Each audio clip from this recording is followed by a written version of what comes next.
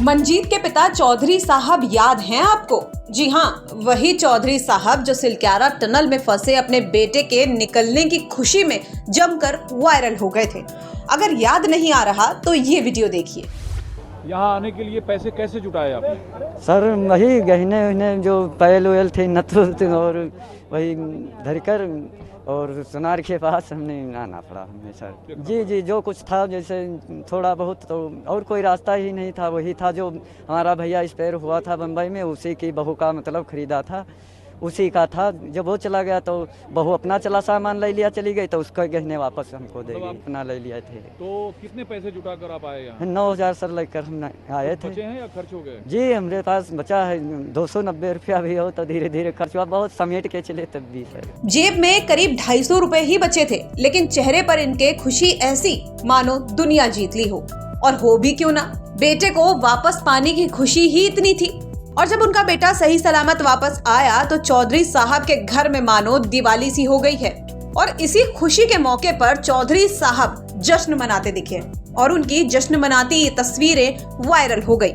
ये तस्वीरें देखकर आपका भी दिल बाग बाग हो जाएगा।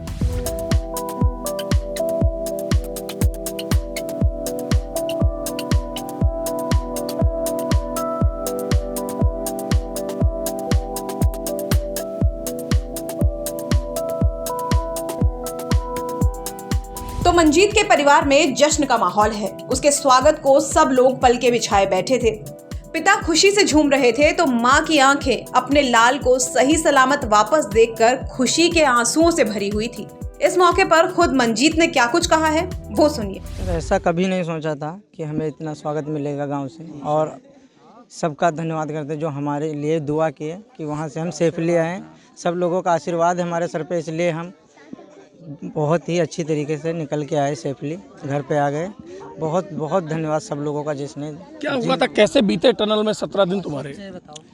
कैसे बीते? सब अच्छे बीते, क्योंकि वहाँ हम अकेले ही नहीं थे जो हम टेंशन करते, क्योंकि सबके भी जो वहाँ फंसे थे उनके भी माँ बाप होंगे, उनके भी सब लोग हैं, दुआ कर रहे थे। तो ऐसे ही सब लोगों की दुआएं काम कर गई। और सबसे बड़ी बात हमारे लोगों की हिम्मत थी, एकजुट थे हम लोग, इसलिए कोई वहाँ पे हानि नहीं किसी को हुई, किसी को कोई हानि नहीं हुई। तो मंजीत और उसके साथ फंसे सभी 41 मजदूर सही सलामत वापस आ चुके हैं और सरकार का धन्यवाद कर रहे हैं। लखीमपुर से अभिषेक मिश्रा की रिपोर्ट, यूपी तक।